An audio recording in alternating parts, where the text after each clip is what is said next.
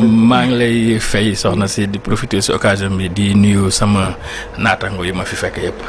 très bien aywa Cheikh Tidiane. mel na nag coow li lenn la FIFA the best ak vote beeg Aliou Cissé fi mu ne nii il est au banc des accusés.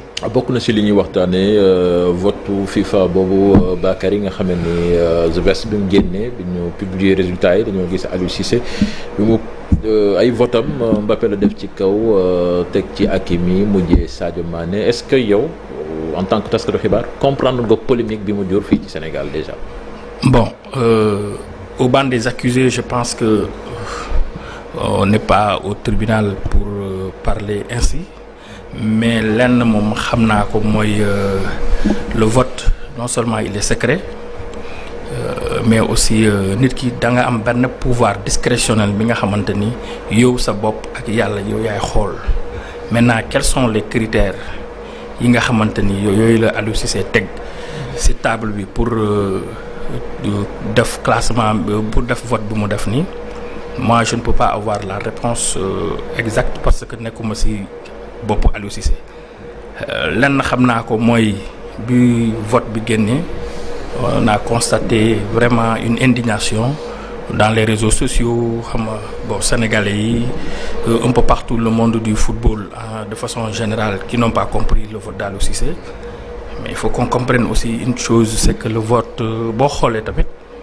pour les supporters lambda c'est pas normal pour les observateurs que nous sommes on peut être mitigé dans notre position pour la simple et bonne raison que man sama bopp dama ne boo xoolee tu te dis le vote il est impartial mais si ça vient de Aliou Cissé ça peut déranger un peu donc dérangement bi mooy fan man je me rappelle en 2018 moom ci boppam il était en lice pour devenir meilleur entraîneur africain ñëpp jàppoon ni dina ko doon malheureusement ñu jox ko ki nga xamante ni mooy Hervé Renard lui moom d'abord il s'était indigné par le fait que journalistes sénégalais yi voté wuñu ko et je parle sous le contrôle de Abdoulaye Thiam le président de l'ANPS ki nga xamante ni moom mooy actuellement le président de l'AIPS Afrique et je profite de l'occasion pour féliciter ko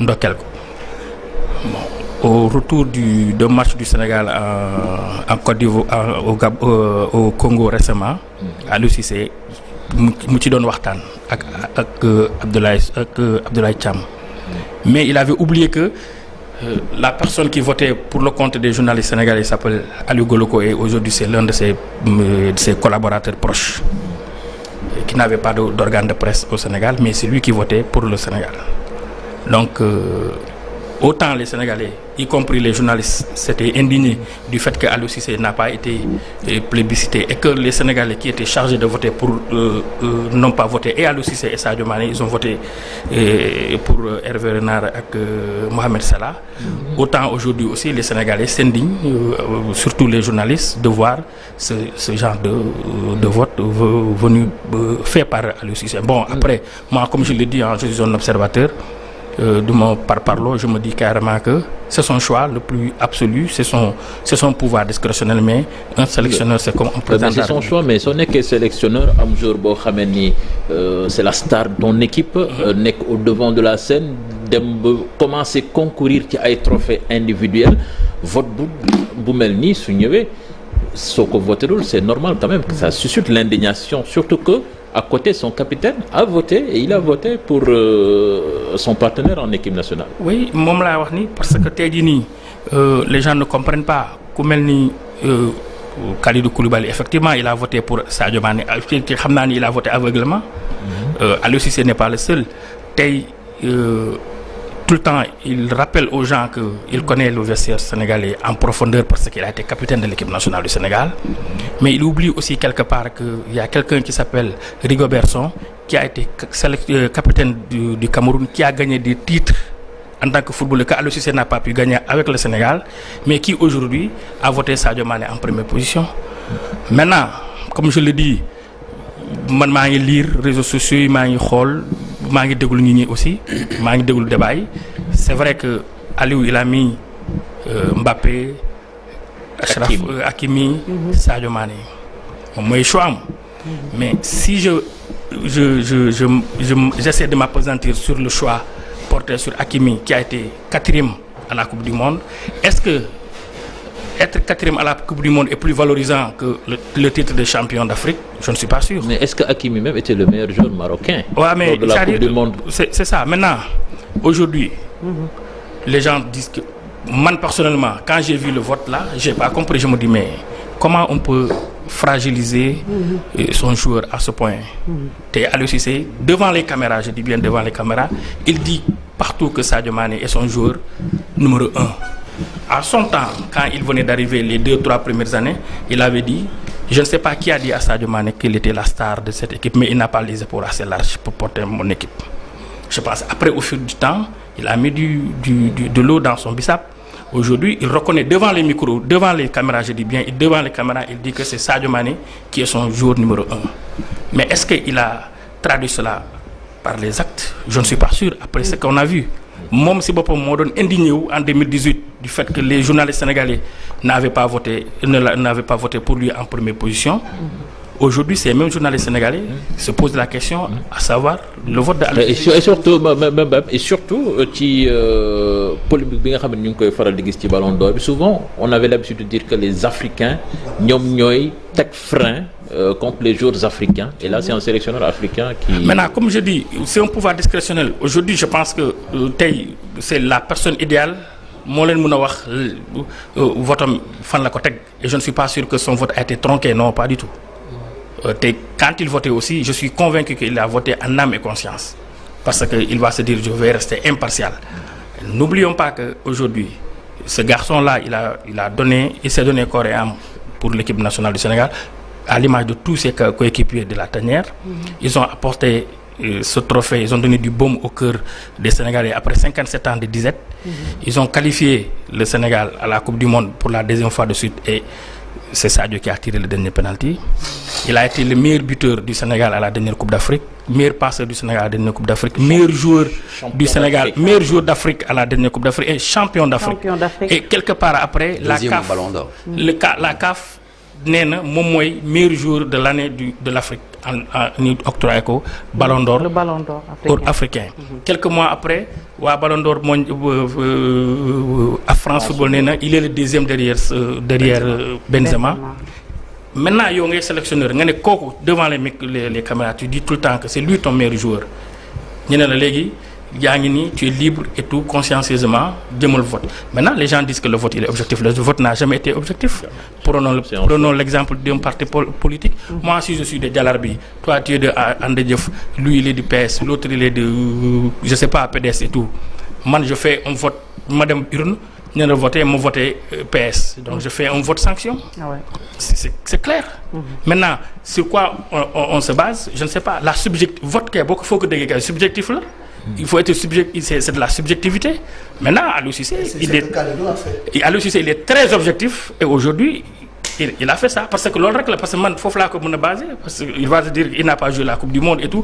Et toi, au sortir de la Coupe du Monde, donc le contrat que tu as signé, c'est un contrat, on te dit, au minimum, il faut atteindre les quarts de finale de la Coupe du Monde 2022.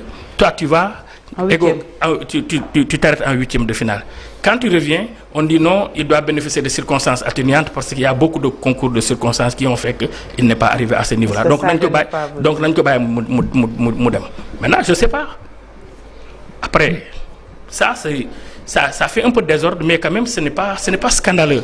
Maintenant, après, Non, Bakary, c'est pas scandaleux. Je pense que là aussi, faut peser les mots. Peut-être que conséquence. Bon, c'est vrai que Sadio, c'est un monsieur Bohameni, peut-être qu'il n'est pas trop focus sur ces genres de trucs individuels-là, mais on ne sait jamais. Lui, maintenant, a des problèmes dans un vestiaire. Non, franchement. Non, du egg si un problème dans le vestiaire, non.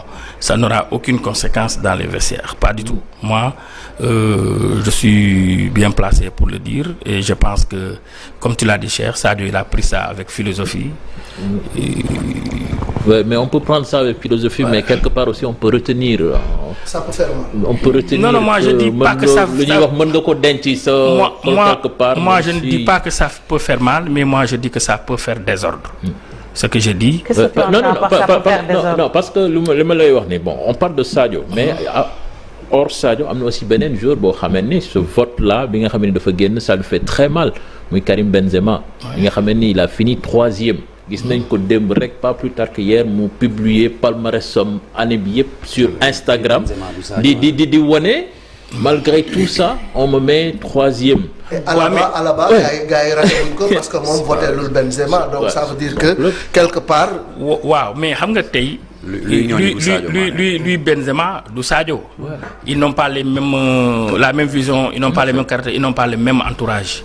ñun dafa am loo xamante ni mooy suñuy valeur. te foo mënta dem valeur yooyu da nga koy inculquer dañ la ko inculquer foo mënta ne valeur yooyu ngay demee. ak quelle que soit la situation. Bakary Baal ma sànq da nga ni ça peut faire désordre. Qu'est-ce que tu entends par là? Mais ça peut faire désordre. Aujourd'hui, le comité exécutif de la Fédération sénégalaise de football est divisé sur le cas Aliou Cissé. Et donc ce genre de vote bu ñëwaatee même le comité exécutif de la FSF est divisé sur le cas Aliou Cissé. La majeure partie des membres du comité exécutif ne veulent plus le revoir sur le banc de l'équipe nationale parce que il n'a pas atteint son objectif à la dernière Coupe d'Afrique des Nations. Atteindre l'objectif dernière Coupe d'Afrique des Nations. Dernière Coupe du Monde plutôt. Président fédération nag ne fi damay maintenir Aliou Cissé il a ses raisons moo xam lan moo tax mu bëgg maintenir Aliou Cissé mais tey jii nii voter Aliou Cissé bi ça peut créer un désordre parce que pour beaucoup de gens Aliou Cissé moom day rivaliser sax ay joueurs am il veut être au devant de la scène et aujourd'hui cela se confirme parce que moi je l'ai toujours dit à un moment donné parce que à un moment donné il faut savoir dire arrêtez qu'on arrête. Tu ne peux pas être aujourd'hui le sélectionneur de ton équipe sa doom di jongante ak ñeneen nga préférer ñeneen yi par rapport à ça te yow partout tu dis que sa doom boobu moom moo téye sa banqaasu équipe. Et puis d'autant que ñeneen ñi sax ñu ci bari dañu voter Sadio Mané parce que boo xoolee position bi Achraf Hakimi bi ñuy wax ni mi ngi nekk 8e Sadio mi ngi nekk en 6e position donc logiquement parce que ce qui dérange le plus mooy mu jël Achraf Hakimi jiital ko ci kanamu Sadio Mané. Donc c'est ça qui dérange mais si bu fekkoon ne tey Cissé dafa def Mbappé Messi Sadio peut-être que il y aurait moins de bruit mais jël Achraf Hakimi jiital ko ci kanamu Sadio Mané quand même c'est pas logique. Si on prend l'exemple de la France tey Deschamps juróom-ñaari xelam mayo ko mu jël Mbappé def ko 2e position wala 3e position. Mais chez les gardiens il n'a pas mis le risque en première position. xoolal rek les 3 ou les 4 premiers nga xool seen entraîneurs yi seen choix. Leurs choix sont portés directement sur leur c'est-à-dire le vote il est subjectif. yow xam nga ni. Nous sommes dans un contexte particulier. Absolument. Nous sommes dans un contexte particulier. Il y a un joueur bi nga xamante ni il est tout le temps muy jongante ak nit ñi pour des titres individuels surtout que Sadio c'est un joueur bi nga xamante ni il ne se focalise pas sur les titres individuels. musuma waxtaan ak moom bu may naan su ma gagné Ballon d'Or ou bien su ma nekkee ceci ou su ma nekkee si on gagne lay wax. Donc il prend tout il le met dans le compte du collectif et du Sénégal. Maintenant après. À côté de Aliou Cissé j'ai vu d'autres votes très bizarres comme celui de Mohamed Salah ça se comprend. Il est en position il est en pole position il va voter des gens ñoo xamante ni il est sûr qu'ils ne vont pas gagner. duñ ko raw c'est loolu tu comprends ça. Ça c'est pas objectif. Mais loolu la mais c'est ce qui prouve encore une fois que le vote là il y a jamais un vote n'est jamais objectif le vote il est tout le temps subjectif yeneen jours yi ils peuvent faire des calculs parce que ñoom aussi ils sont en lice. bëgguñu diw raw leen diw laa ne donc par conséquent je vais voter quelqu'un d'autre pour fragiliser ñeneen ñi maintenant après derrière ñëpp xam nañu. tey bu Sadio joué woon coupe du monde kenn du fi nekk di naatable xëy na ci 3 premières places yi lañ koy calculer.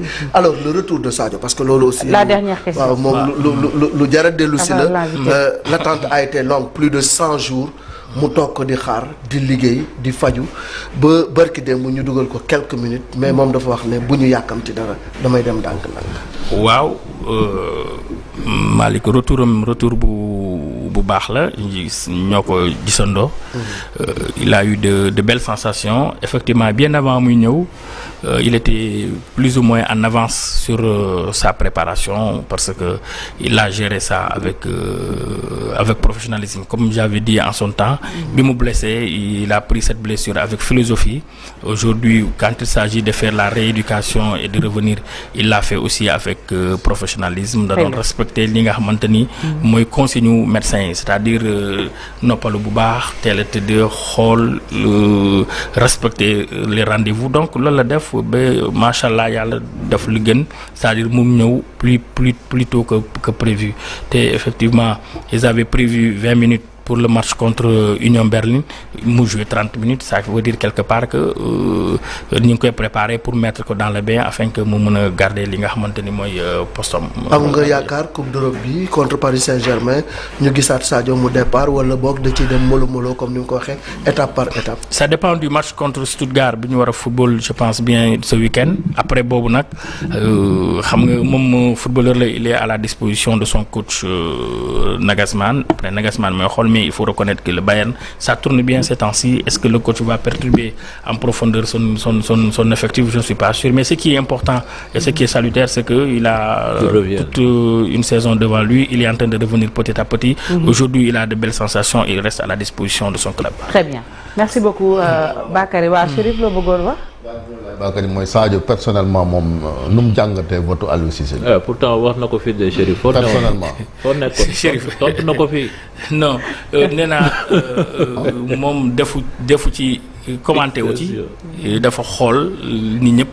Aliou Cissé voté lu ko. on en a discuté, il en a rigolé. Et puis merewu ko ci. Pardon. ma ne merewu ko ci. non di ko ci mere tamit mënu ko ci mere, comme je le dis Sadio xam naa c'est le vote, il est personnel, il le sait, il est préparé à ça. Comme je le dis, il a des valeurs te valeurs yooyu nag daf koy yóbbu fépp mënut a dem, quelles que soient les circonstances, il essaie de rester avec ses valeurs et ses vertus. du changer dara ci classement mais voter ko moo gën a rafet. C'est ça.